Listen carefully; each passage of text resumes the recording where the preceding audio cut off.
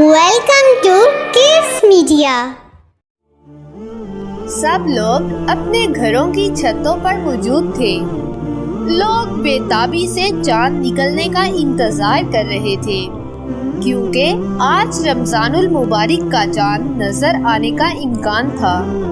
ہر طرف خوشی کا سماں ہے۔ موسیٰ اور اس کے چھوٹے بھائی بھی اپنے گھر کی چھت پر آسمان میں چاند تلاش کر رہے تھے۔ بھائی، کتنی دیر ہو گئی ہے، ابھی تک چاند نظر کیوں نہیں آیا؟ اتنے میں مسجد کے اسپیکر سے آواز بلند ہوئی، تمام اہل اسلام کو بہت بہت مبارک ہو، رمضان کا چاند نظر آ گیا ہے، کل انشاءاللہ پہلا روزہ ہوگا۔ موسیٰ خوشی سے دوڑ کر امی کے پاس گیا۔ امی کہاں ہیں آپ؟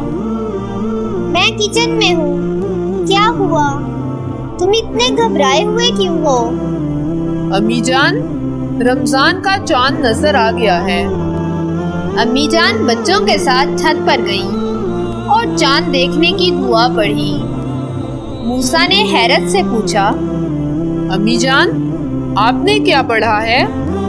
تو امی جان کہنے لگی، بیٹا، نیا چاند دیکھ کر دعا پڑھنا نبی کریم صلی اللہ علیہ وآلہ وسلم کی سنت ہے۔ نبی کریم صلی اللہ علیہ وآلہ وسلم نے فرمایا، جب بھی نیا چاند دیکھو تو دعا ضرور کرو۔ امی جان، مجھے بھی دعا پڑھائیں۔ اللہم اہلہ علینا بالامن والایمان والسلامت والاسلام ربی وربک اللہ۔ اے اللہ پاک، ہم پر اسے امن و ایمان، سلامتی اور اسلام کے ساتھ طلوع فرما۔ اے چاند، میرا اور تیرا رب اللہ کریم ہے۔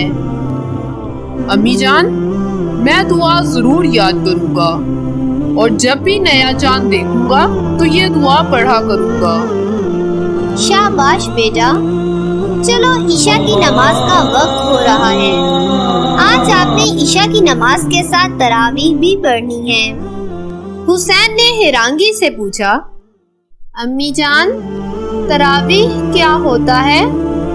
بیٹا، نماز تراویح پڑھنا نبی کریم صلی اللہ علیہ وآلہ وسلم کی سنت ہے، اور یہ رمضان المبارک میں عشاء کی نماز کے بعد پڑھی جاتی ہے۔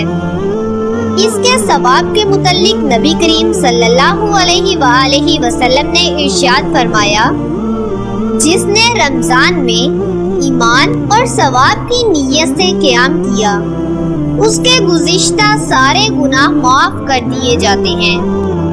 چلو بچوں، اب جلدی سے نماز پڑھنے جائیں۔